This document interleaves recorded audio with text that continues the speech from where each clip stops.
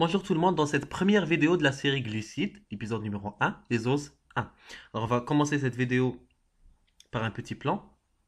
Alors tout d'abord dans cet épisode 1 de la série, on va donner une petite introduction sur les os. Ensuite on va définir d'une manière générale les os. Ensuite on va faire un petit rappel sur quelques fonctions qui sont nécessaires pour comprendre la structure linéaire des os pour pouvoir conclure le sujet.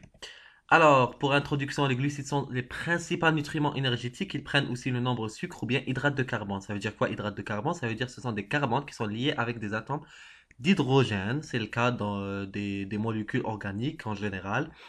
Ce sont des nutriments énergétiques. On sait très bien que les glucides sont l'origine énergétique, corporelle, surtout par plusieurs opérations et réactions de métabolisme humain qui vont produire de l'ATP, ainsi de suite, comme le cas de l'oxydation du glucose, etc. Donc, il existe deux types de glucides, les glucides simples et vous avez aussi les glucides complexes. Alors, pour les glucides simples, ils comprennent le glucose, fructose et le galactose. Ce sont des glucides assez simples. Ça veut dire, c'est des monosaccharides, si j'ai le droit de le dire, hein, d'accord? Et qui peuvent à leur tour former du saccharose quand ils vont être liés, par exemple le fructose qui se lie avec le glucose, etc. Donc ça va former d'autres molécules qui sont disaccharidiques, mais qui sont toujours considérées comme des glucides simples et non pas complexes, comme c'est le cas du saccharose, c'est sucre de table, ou bien lactose, maltose, ainsi de suite. On va voir tout ça par la suite dans les prochains épisodes. Alors, les glucides complexes comprennent l'amidon, le glycogène ainsi que les fibres. Ce sont des glucides vraiment complexes constitués par plusieurs os, ainsi de suite. On va voir ça aussi dans les prochains épisodes. Alors, les glucides sont divisés en deux catégories. Vous avez les os et vous avez les osides. Ça, c'est un point très important. Alors, les os, excusez-moi, j'active le pointeur. Voilà. Donc, les os, ce sont des monosaccharides. Ce sont des sucres simples et qui sont non hydrolysables, si vous lisez très bien. Les osides, ils peuvent se diviser en deux catégories. Vous avez les holosides et vous avez les hétérosides. Alors les holosides, c'est uniquement les os, ça veut dire l'association de plusieurs os. D'accord, on sait très bien que l'os, c'est quelque chose qui est monosaccharidique, c'est quelque chose qui est simple, qui est non hydrolysable, c'est des sucres simples, ça veut dire le glucose par exemple, et ça s'arrête là. Donc une seule molécule. Fructose, et ça s'arrête là, une seule molécule, voilà. Donc ça, c'est ce qu'on appelle les os. Si ces éléments, comme le glucose par exemple, ils vont être liés par plusieurs, ça veut dire glucose avec glucose avec glucose avec glucose, ça veut dire une association de plusieurs os. Par exemple, le glucose reste un seul exemple des os. Vous avez le fructose, vous avez pas mal d'autres exemples, le mannose, ainsi de suite. Donc le glucose, c'est juste un exemple. Donc comme je vous ai dit, l'exemple du glucose, qui est un os, qui va être lié avec plusieurs autres os, va nous former quoi? Va nous former un oside. Ça veut dire qu'on va obtenir un oside à partir de l'association de plusieurs os.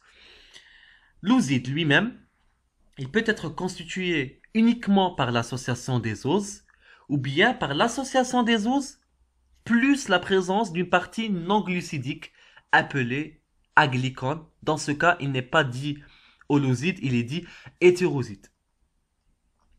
D'accord? Dit hétéroside ou bien glycoside.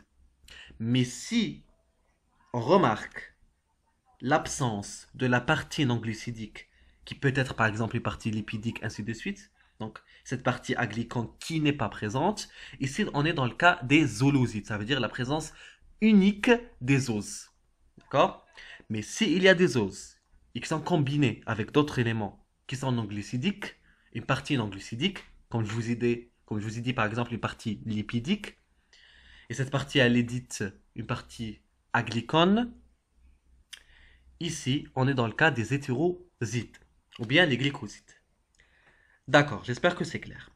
Maintenant, on passe à un holoside. Holoside. Il est divisé en deux catégories. Alors, vous avez les oligo-holosides, ou bien ce qu'on appelle les oligosaccharides. Donc, ce sont quelques holosides enchaînés. Au maximum, vous avez 10. Voilà, ce qu'on appelle les oligo-holosides. Quelques holosides enchaînés. Maximum, vous allez avoir 10. Si vous dépassez le nombre 10, donc vous êtes dans les polyholosides ou bien les polysaccharides, Ici, ça veut dire que vous avez dépassé le nombre 10. Donc ça, on appelle polyholosite. Mais ça reste dans le cadre d'holosite ou bien d'homosite. Homosite ou bien holosite, c'est la même chose. Alors, on reste dans le cadre d'holosite, ça veut dire on reste dans le cadre où il y a la présence unique des os et pas la présence de la partie non glucidique. Sinon, ça devient hétérosite. On est dans toute une autre chose. Voilà, donc j'espère que ça a été clair. Alors, définition générale des os. Les os, ou bien les glucides simples ou monosaccharides, ce sont des aldéhydes ou bien des cétones. Ne vous inquiétez pas, les aldéhydes et les cétones vont être clairs par la suite. Je vais expliquer tout ça. Alors, polyhydroxylés, c'est-à-dire des molécules caractérisées par quoi? Par une chaîne carbonée non ramifiée. Ça veut dire la chaîne carbonée que vous avez ici. Donc, vous savez très bien que selon cette structure, on ne peut pas écrire le C. Par exemple, ici là où il y a le pointeur en rouge, ici il y a la présence d'un atome C. Ici aussi, mais il n'est pas représenté, hein. D'accord? Donc, une chaîne carbonée non ramifiée, une fonction aldéhyde ou cétone. Donc, par exemple, là où je mets le pointeur ici, en rouge, là, il y a la présence d'un atome C. D'accord? Je vous ai dit qu'il n'est pas représenté. Donc, il y a la présence d'un atome C. Alors, cet atome C, il est lié en double liaison. Vous remarquez très bien, hein, il est lié comment? En double liaison pardon, avec un atome O. Mais il n'est pas lié avec un hydrogène parce qu'on sait très bien que le carbone il est tétravalent, ça veut dire qu'il peut former quatre liaisons. Ici, il a formé double liaison avec le O, une liaison avec le C et une autre liaison avec un autre C. Pas de présence d'une... Il y a pas, il y a une absence de la liaison de C avec l'hydrogène, de ce C, de ce carbone avec l'hydrogène. Donc, ça, c'est ce qu'on appelle cétone. D'accord? C'est la fonction cétone, ça veut dire C, double liaison O. Donc, quand vous remarquez C, double liaison O, et pas au niveau de l'extrémité de votre os, d'accord? Ça veut dire que ce carbone qui est lié en double liaison avec le O ne se trouve pas au niveau des deux extrémités, mais il se trouve au niveau, à ce niveau-là. Donc ici, vous avez le cétone. L'aldéhyde, non, l'aldéhyde il se trouve au niveau des extrémités. Et c'est un C lié avec double liaison avec le O, c'est comme le cétone, mais il y a la présence d'une autre liaison H parce qu'il se trouve au niveau de l'extrémité de votre molécule. Alors nous avions dit aussi polyhydroxylé. Bon, je vais aussi expliquer les aldéhydes et cétones dans les diapos qui suivent, hein. Alors polyhydroxylé, ça veut dire il y a la présence de plusieurs OH. D'accord? La présence de plusieurs OH, on remarque très bien ici. OH ici, OH ici, OH ici. On sait très bien que le OH, il s'appelle groupe hydroxylé. Donc on remarque la présence de plusieurs groupements hydroxylés. D'accord? OH. Donc c'est pour ça qu'on dit qu'il est polyhydroxylé. Une fonction alcool primaire ou secondaire. Alors au niveau des extrémités ici, vous remarquez la présence de la fonction alcool primaire. Et à ce niveau, vous remarquez la présence de la fonction alcool secondaire. Ça veut dire le C qui est lié avec OH, H. Le C lié avec OH, H. Ainsi de suite. Donc je vous ai dit que ça c'est un os, ce qu'on appelle fructose. Il comporte la fonction cétonique, donc c'est un cétone. Ça veut dire, on va dire cétose. D'accord? Et ici, vous remarquez au niveau des extrémités, le C qui est lié avec deux atomes d'hydrogène et une seule liaison avec un atome de carbone. Donc, c'est une fonction d'alcool, comment? Primaire. Et ici, le C lié avec OH, mais lié avec deux liaisons avec le C. Pas une seule liaison comme le cas des carbones qui se trouvent au niveau des extrémités. Donc, ce carbone et cette fonction totale, ça veut dire le carbone qui est lié avec le groupement hydroxyle, parce que le groupement hydroxyle il est à l'origine de la fonction alcool. Donc c'est une fonction d'alcool comment? D'alcool secondaire. J'espère que ça a été assez clair. Bon, pour le D et L, D-fructose, L-fructose, ça va être clair par la suite. Alors, pour un petit rappel sur les fonctions pour que vous puissiez distinguer entre la fonction aldéhyde et la fonction cétonique. Et aussi, on va un petit peu s'étaler sur les fonctions alcool primaire, secondaire et tertiaire pour pouvoir distinguer entre les trois. Alors ici, vous avez la fonction aldéhyde. C'est lié en double liaison avec le O et une seule simple liaison avec le H. Il se trouve au niveau de l'extrémité. Donc, c'est bon, c'est clair, c'est une fonction aldéhyde. Ce n'est pas le cas ici. On remarque très bien que le C, il est lié avec une double liaison O, mais il n'y a pas la présence de cette liaison. C'est avec le H. Vous remarquez, donc, c'est pas une fonction euh, quand il n'y a pas la présence de la liaison CH, donc c'est pas une fonction aldéhyde, mais c'est une fonction cétonique. Mais ici, on remarque très bien qu'il se trouve au niveau de l'extrémité. Donc pour remplir les éléments, les liaisons qui peuvent être construites. Donc, puisque le carbone il est tétravalent, donc il doit y avoir une liaison avec l'hydrogène. Donc ici, on est dans le cas de l'aldéhyde. On va remarquer ça, cette représentation au niveau des os par la suite. Alors, la fonction cétone, vous remarquez très bien qu'elle ne se trouve pas au niveau des extrémités. Il y a un autre C. Et vous remarquez aussi la présence d'un C qui se lie en double liaison avec le O. D'accord? Donc ça, ce que vous voyez en rose, c'est une fonction cétone. Il faut savoir que la fonction aldéhyde et la fonction cétone, les deux sont soumises à une même nomenclature qu'on appelle les groupements carbonyles. Donc, quand vous entendez le mot groupement carbonyle, c'est soit on parle sur la fonction cétone, soit la fonction aldéhyde. Les deux fonctions appartiennent au même groupement qu'on appelle le groupement carbonyle. Aussi, il faut savoir que quand il y a la fonction aldéhyde qui est principale dans une molécule, ça veut dire qu'on va commencer la numérotation de la chaîne carbonée à partir de cette fonction. Vous remarquez ici la flèche en bleu. Donc, quand je vous dis le carbone numéro 1, vous cherchez le carbone de cette fonction. C'est le numéro 1. Quand je vous dis le carbone numéro 2, vous cherchez le carbone le plus proche du carbone de la fonction. Donc, le carbone numéro 2, 3, 4.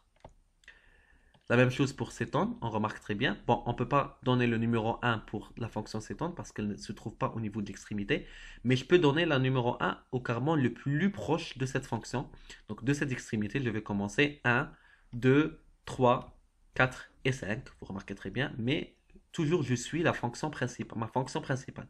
Je ne peux pas commencer la numérotation d'ici parce qu'elle est vraiment loin de ma fonction principale. Et si vous avez la fonction alcool, donc vous avez trois types de fonctions alcool. Vous avez secondaire, tertiaire et primaire. Alors secondaire, c'est quand le C porteur du groupement hydroxyle est lié avec deux atomes de carbone.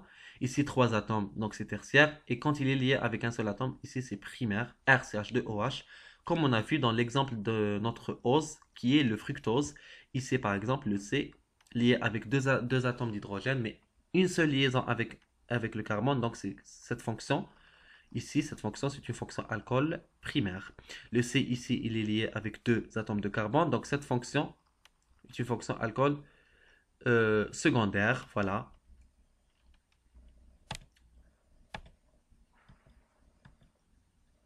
Alors, pour la structure linéaire des os, vous avez la structure linéaire de Fischer, une définition. Donc, il s'agit d'un mode de représentation plane d'une molécule possédant un ou plusieurs carbones asymétriques. Alors, je vais vous expliquer cette notion de carbone asymétrique. Alors, toutes les liaisons chimiques non terminales sont représentées comme des lignes horizontales ou verticales. La chaîne carbonée principale se situe sur la ligne verticale. L'orientation de la chaîne carbonée est telle que le carbone le plus oxydé est placé dans la moitié supérieure.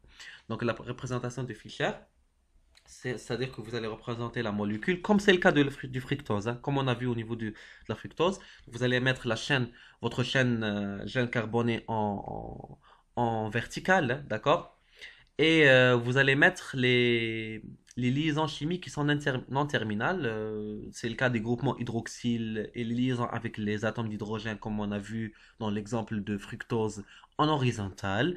L'orientation de la chaîne carbonée est telle que le carbone le plus oxydé, c'est-à-dire le carbone le porteur de la fonction carbonyle, comme on a vu pardon, dans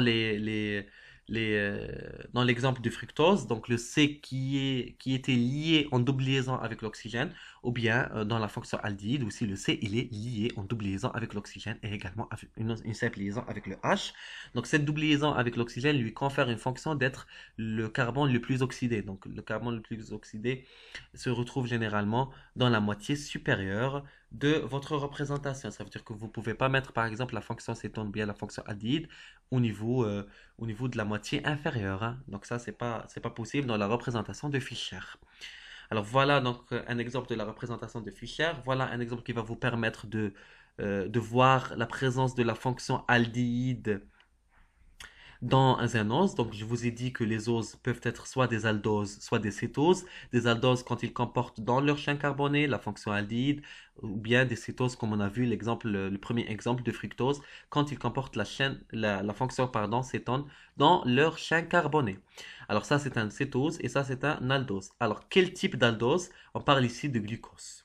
Donc, l'aldose, il y en a plusieurs types. Vous avez l'aldohexose, vous avez l'aldopentose, etc. C'est lié au nombre de carbone. Et si vous avez 6 carbones, donc c'est un aldohexose de type glucose. S'il n'y a que 5, vous allez avoir un aldopentose. Ainsi de suite.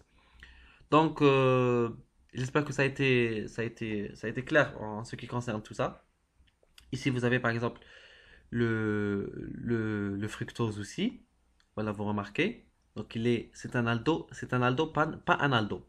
D'accord, ça c'est faux. Donc, c'est un cétohexose. Voilà, parce qu'il présente 6 atomes de carbone. Alors, ici, par exemple, vous avez un exemple de carbone asymétrique. Donc, je vous ai dit dans la définition précédente que possédant un, donc votre molécule doit avoir un ou bien plusieurs carbones asymétriques. Alors ici, vous avez un exemple de carbone asymétrique. Le carbone asymétrique, c'est un carbone qui se lie avec quatre radicaux différents. D'accord? Par exemple, ici, le C, ce qui est en rouge ici, hein, pour le pointeur, si vous suivez, le point rouge, c'est le C. D'accord? Voilà. Il est disparu, maintenant il est apparu. Voilà. Le point rouge, c'est le C. Donc, il est lié avec CH3, Cl, Br et H. Il n'est pas lié, par exemple, avec H et H. D'accord? Ici, on va perdre la notion d'un carbone asymétrique. D'accord? Donc, la présence de carbone asymétrique doit impliquer la présence de quatre, ou bien une liaison de quatre radicaux qui sont différents. D'accord? Ça veut dire CH3 qui diffère du H, H qui diffère du Br, Br il est différent par rapport au Cl. Donc ça, c'est un carbone asymétrique. J'ai le droit de dire que ce carbone est un carbone asymétrique. D'accord? Voilà, donc ici, par exemple, vous remarquez très bien, les carbones asymétriques, c'est les carbones qui se trouvent en rouge. D'accord?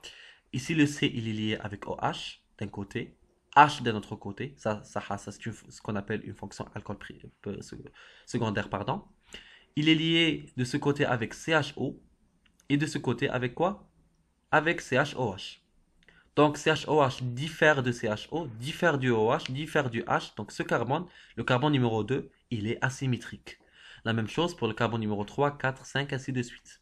Je vous ai dit que cette molécule, elle présente une fonction aldéhyde et pas une fonction cétonique. Vous remarquez que le C, il a déjà une liaison, mais une double liaison avec le O, une simple liaison avec le H. Ça, c'est une fonction aldéhyde qui se présente ici en 1, mais ici qui se présente en 2, c'est ce qu'on appelle la fonction cétonique.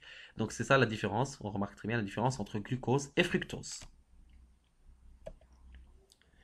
Alors, série D et série L des oses. Alors, selon la position de l'hydroxyle N-1, maintenant c'est bon, on a appris comment numéroter votre chaîne carbonée. Je vous ai dit que vous devez commencer à partir de votre fonction principale, la numérotation de votre chaîne carbonée. Ça veut dire quand je vous ai dit N-1, donc si votre chaîne carbonée elle est constituée de 6 atomes de carbone, donc ça concerne le carbone numéro 5. On va voir ça par la suite. Donc, c'est selon la position de l'hydroxyle N-1 que l'os peut exister sous deux formes, soit la forme L ou bien la forme D. Donc, vous rappelez, dans le premier exemple, il y avait le L-fructose et le 2-fructose. Alors, si le OH de N-1 est à droite, ici vous êtes dans la D. Si le OH est à gauche, ici vous êtes dans L. Vous remarquez ici dans l'exemple de glucose. Alors, vous remarquez très bien, je vais numéroter le carbone de la fonction aldéhyde, bien sûr, c'est le carbone numéro 1 parce que c'est la fonction principale de toute la molécule. D'accord? Donc, je vais commencer ma numérotation ici. Donc, je vais écrire ici 1, 2, 3, 4, 5 jusqu'à arriver au 6. Je vais chercher le carbone 6-1 parce que j'ai 6 atomes de carbone. Donc, excusez-moi. Donc, l'atome 6-1. Donc, ça veut dire le carbone 6-1, ça veut dire le carbone numéro 5.